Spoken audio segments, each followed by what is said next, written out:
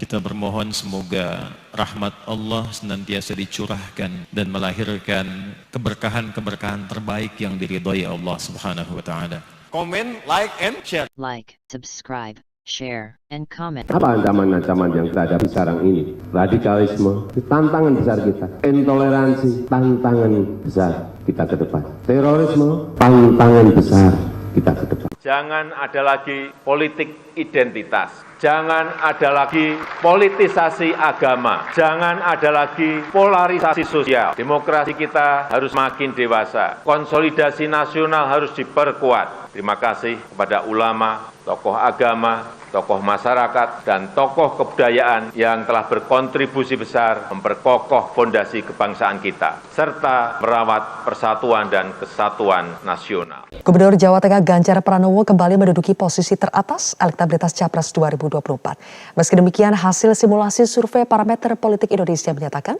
pemilihan Cawapres menjadi variabel penting menentukan siapa pemenang di Pilpres 2024. Dari hasil survei yang dirilis Parameter Politik Indonesia yang digelar 15 hingga 29 Juni lalu, elektabilitas Gubernur Jawa Tengah Ganjar Pranowo kokoh di posisi pertama dengan 30%. Disusul Menteri Pertahanan Prabowo Subianto 24,4%, serta Gubernur DKI Jakarta Anies Baswedan 20,7%. Menariknya pemirsa, posisi Cawapres yang dipasangkan turut menentukan hasil survei. Saat Ganjar dipasangkan dengan Gubernur Jawa Barat Ridwan Kamil, pasangan ini unggul 37,2%. Anies Erick Thohir 25,2%, serta Prabowo Puan 24,1%. Sedangkan ketika Ganjar dipasangkan dengan Menteri Pariwisata dan Ekonomi Kreatif Sandiaga Uno, pasangan ini unggul tipis 31,6%. Dari pasangan Anies AHY 30,5%, serta paslon Erlangga Ridwan Kamil di angka 12,9%. Kemudian saat Ganjar dipasangkan dengan Erick Thohir, pasangan ini unggul 30,2%. Disusul dengan pasangan Prabowo Subianto Erlangga Hartarto 27,1%, serta Anies Puan di angka 22,2%. Yang berpeluang maju dalam Pilpres 2024, peneliti politik Saiful Mujani menyampaikan skenario yang mungkin bisa diambil oleh PDI Perjuangan juga ingin mengajukan Ketua DPR Puan Maharani sebagai calon presiden atau capres 2024. Sementara Lembaga dan Penelitian Survei Populi Center menyelenggarakan survei nasional dengan hasil survei menemukan bahwa dari 4 menteri yang berpeluang menjadi capres di 2024, nama Menhan Prabowo Subianto masih paling unggul dengan perolehan 37,1% dibandingkan 3 menteri lainnya. Nah, bagaimana hasil survei terkini pasangan capres dari beberapa lembaga survei dan bagaimana peluang dan kendala mereka? Nah, untuk semakin menambah penelitian yang dilakukan oleh lembaga survei ini banyak. Sekarang saya akan hadirkan untuk bisa menjadi amunisi untuk kita bahkan juga melihat secara gamblang ini siapa yang unggul pemirsa sampai dengan saat ini. Ini dia hasil-hasil survei dari beberapa dan simulasi-simulasi yang mungkin terjadi. Ada simulasi pertama, ini Anies Baswedan AHY atau Ganjar Pranowo, Erlangga Hartarto, dan Prabowo Subianto, Puan Maharani. Ini hasil dari lembaga survei Saiful Mujani Research Center. Dan ada simulasi 2 ini bisa Anies, AHY, Prabowo Puan, Erlangga Hartarto, Ganjar Pranowo. Nah, ini kemungkinan-kemungkinan yang sudah diutak-atik oleh lembaga survei jika melihat dari elektabilitas dan popularitas yang dimiliki masing-masing calon. Nah, ini dari parameter ya, Anies Baswedan AHY mungkin berpasangan, punya peluang, Prabowo Subianto Puan, dan Erlangga dan juga Ganjar Pranowo. Bagaimanapun juga faktor partai politik menjadi modal kuat pemirsa. Sementara itu ini juga simulasi kedua, Anies AHY, Prabowo Puan.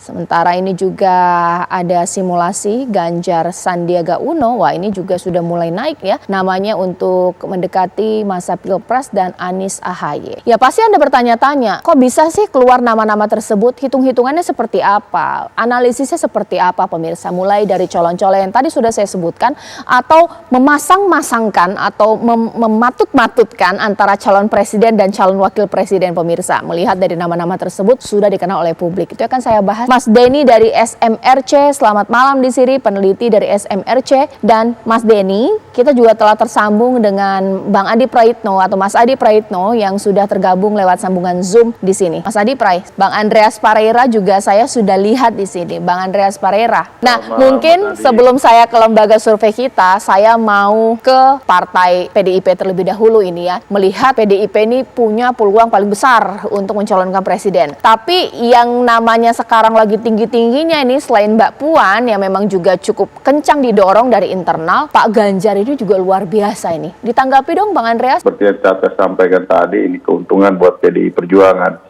Di satu pihak bahwa PDI Perjuangan punya peluang mencalonkan presiden karena threshold-nya itu memenuhi. Yang kedua juga punya pilihan dalam hal ini ya ada Mbak Puan, Ganjar, dan ya kalau orang punya pilihan kan artinya lebih kemungkinan itu lebih banyak gitu. Tapi memang kita tahu bahwa pada akhirnya toh yang akan diusung itu adalah satu pasangan gitu. Dalam arti ya, baik capres, baik presiden maupun wakil presidennya.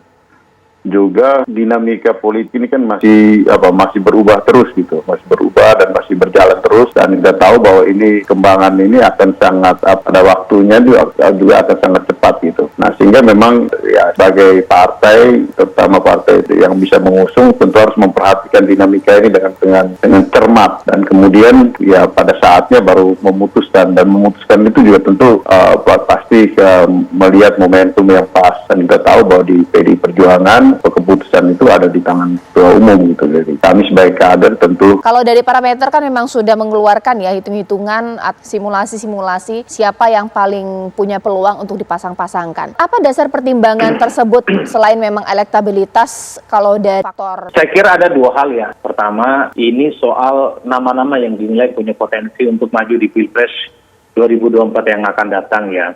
Pertama yang kita nilai memiliki popularitas dan elektabilitas. Yang kedua, sangat mungkin tokoh-tokoh ini akan diusung di Pilpres. Yang kedua, ada juga misalnya elektabilitasnya rendah, terutama mereka yang punya afiliasi penting ke partai, tapi mereka ini kemudian sangat mungkin gitu ya, karena ambang batas pencapresan 20%, sangat mungkin kemudian untuk mendapatkan tiket itu. Maka kemudian muncullah simulasi-simulasi nama yang kemudian kita coba bikin dua skenario ya. Misalnya kalau kemudian capres itu diikuti oleh 3 calon, anggap saja misalnya seperti Anies dan AHY, kita sebut sebagai faksi non pemerintah sebenarnya, coba untuk kita tanding-tandingkan misalnya dengan Puan Maharani dan Prabowo yang dinilai belakangan juga punya potensi maju, mengingat dua nama ini sering muncul dalam survei dan kemesraan PDIP dan Gerindra juga. Kemudian calon yang lain misalnya Pak Erlangga Hartarto yang saya kira juga punya potensi untuk maju karena posisinya sebagai ketua umum yang sudah diveto maju oleh kadernya. Simulasi-simulasi inilah yang kemudian muncul dalam nama. Misalnya AHY Anies itu 32,8%, kemudian Prabowo Puan itu misalnya 29,6% gitu ya. Kemudian Erlangga sama Ganjar misalnya 16%. Agak beda ceritanya kalau misalnya capresnya itu Ganjar, cawapresnya misalnya Pak Erlangga, mungkin angkanya akan naik. Karena passion dari Pak Erlangga itu adalah di posisi nomor 2 mengingat elektabilitasnya masih di bawah Ganjar Pranowo. Nah, di lain itu misalnya kita coba untuk mensimulasikan andai Pilpres 2024 itu capresnya ada 2 ya, kubu pemerintah dan kubu non pemerintah. Kubu pemerintahnya itu coba misalnya kita tampilkan nama Prabowo dan Puan, kemudian non pemerintahnya itu adalah kubu Anies, kemudian dengan AHY. Ya agak sedikit tipis selisihnya gitu ya. Kurang lebih 3% masih dalam margin of error gitu, dimenangkan oleh Anies dan AHY. Tapi beda ceritanya kalau kemudian kita melihat simulasi misalnya Anies Baswedan AHY ini dihadap-hadapkan dengan Ganjar Pranowo dengan Sandiaga Uno. Masih unggul Ganjar Sandi ketimbang Anies dan AHY misalnya. Ini adalah model-model simulasi yang sebenarnya menurut kita sangat potensial terjadi di 2024. Karena saat ini kan sudah mulai ada pengkubuan misalnya soal siapa yang kira-kira capres di sekitar Jokowi, atau merepresentasikan kubu pemerintah dan siapa yang merepresentasikan kubu oposisi. Oposisi memang yang lebih kental saat ini itu adalah nama Anies dan Ahy. Maka muncullah 3 simulasi, maka muncullah 2 simulasi kemungkinan terjadi di Pilpres 2024 yang akan datang. Soal angka saya kira memang cukup dinamis ya, Caca. Tergantung bagaimana mensimulasikannya, tergantung soal siapa yang mau disonding kepada publik tentang kemungkinan-kemungkinan yang akan terjadi ya. Ke depan juga sangat tergantung bagaimana momentum politik yang diciptakan oleh semua kandidat, oleh Prabowo, oleh Ganjar, oleh Anies, oleh Ahy, oleh Mbak Puan gitu ya, oleh Sandiaga Uno dan lain-lain untuk mengkapitalisasi 2 tahun tersisa menuju jalan panjang di 2024. Everything can happen misalnya, karena di tahun ini misalnya Pak Anies sudah tidak jadi gubernur, apakah tetap akan menjadi spotlight pembicaraan tentang Pilpres? Di tahun depan kita juga akan melihat bagaimana Pak Ganjar dan Ridwan Kamil juga akan berakhir masa jabatan politiknya. Apakah ini justru membuat misalnya sosok ini semakin dikenal atau justru sebaliknya? Ini adalah potensi-potensi yang kemungkinan menurut kita dalam berbagai riset yang kita lakukan sangat mungkin terjadi, Caca. Kalau dari Mas Denny sendiri, kalau dari hitung-hitungan SMRC ini apa? Tetap juga bukan 2 poros ya, 3 poros begitu. Apa pertimbangan? Mengapa hasil tersebut keluar dalam survei? Iya, sejauh ini kan belum ada calon yang definitif ya, karena pendaftaran presiden masih tahun depan September, sehingga lembaga-lembaga survei, lembaga penelitian itu melakukan berbagai skenario. Yang menjadi faktor penting untuk membuat pasangan presiden dan wakil presiden itu ada beberapa, yang diantaranya adalah partai-partai itu punya calon masing-masing. Karena pemilihan presiden itu harus diusung oleh partai, dan partai-partai itu kelihatan memang ingin mencalonkan masing-masing kadernya sendiri atau bahkan ketua umumnya. Maka ketua-ketua partai itu penting untuk kita simulasikan dalam pemilihan presiden di dalam survei. Yang berikutnya adalah kita juga perlu melihat bagaimana komunikasi antar elit partai. Kita melihat ada beberapa partai yang kelihatannya agak sulit berkomunikasi untuk membentuk koalisi, seperti PDIP dengan Demokrat ya. Pada waktu SBY menjadi presiden, PDIP memposisikan diri sebagai oposisi. 2 kali Pak SBY menjadi presiden, PDIP menjadi oposisi. Dan begitupun ketika Pak Jokowi jadi presiden dari PDIP, Demokrat menjadi oposisi. Kelihatannya itu mungkin akan sulit bagi kedua partai itu untuk berkoalisi. Juga faktor ideologi partai. Kita melihat ada partai yang berhaluan Islam, kemudian partai yang ideologinya nasionalis. Yang paling kanan kita sebut ada PKS, sangat Islam.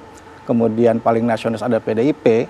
Kemungkinan di tingkat nasional itu kedua partai mungkin akan sulit juga berkoalisi. Lalu ada faktor partai yang mempunyai elektabilitas yang besar. Ada 3 partai, pertama PDI Perjuangan, kemudian Gerindra, lalu Golkar. Sangat mungkin atau sangat wajar apabila partai-partai tersebut ingin mencalonkan tokoh-tokohnya atau ketua-ketuanya sebagai orang nomor 1 atau paling tidak orang nomor 2. Dan yang terakhir adalah faktor elektabilitas calon. Sejauh ini ada 3 tokoh yang mempunyai elektabilitas sangat tinggi atau cukup besar, diantaranya ada Pak Ganjar Pranowo, kemudian Anies Baswedan dan Prabowo Subianto. Jadi yang menarik adalah dari banyak tokoh-tokoh yang kita lihat umumnya peringkat teratas 2 partai atau elit inti partai, kecuali Pak Prabowo Subianto. Ini merupakan tantangan bagi partai politik ketika mereka akan menyusun strategi memasangkan calon presiden. Dan dari berbagai faktor tersebut, kami melihat kemungkinan ada 3 poros. Pertama ada PDIP. Kalau sejauh ini PDIP punya kader yang cukup kompetitif, yaitu Pak Ganjar. Namun kita membaca sejauh ini Pak Ganjar belum tentu akan dicalonkan oleh PDI Perjuangan.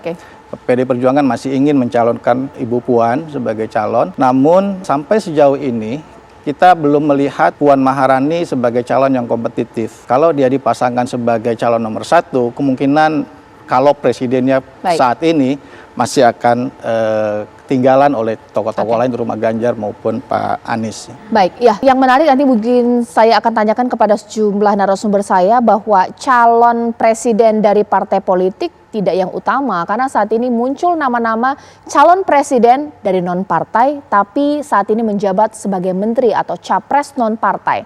Sebut saja Erlangga Hartarto, bahkan juga Sandiaga Uno. Seberapa besar peluangnya?